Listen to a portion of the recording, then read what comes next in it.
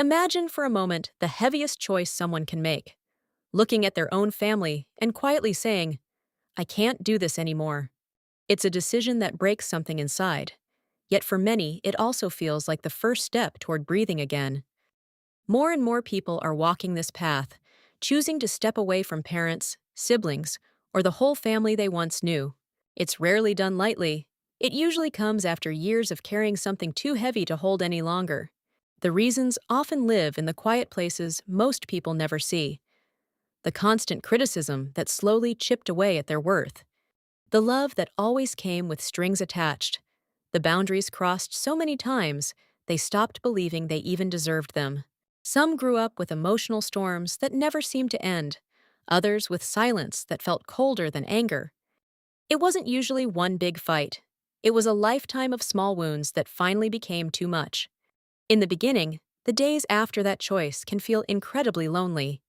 There's guilt that whispers in the quiet hours, grief that arrives in waves, and a strange emptiness, almost like losing someone who is still alive.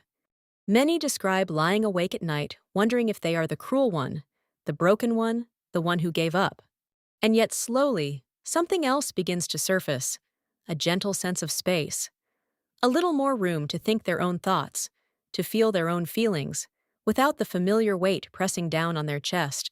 I've heard many stories of people who finally stepped back from a parent who had quietly controlled so much of their life. When they set that boundary, the family often turned against them, but they also began to hear their own voice for the first time. Others realized after creating distance how deeply constant criticism and comparisons had shaped how they saw themselves. And some looked around one day and, I have no family left, but I finally have peace. From a psychological view, this kind of separation often brings what experts call complicated grief, a mourning that's messy because it mixes sadness with relief, anger with freedom. But many also discover something beautiful on the other side. They start to grow in ways they never could before.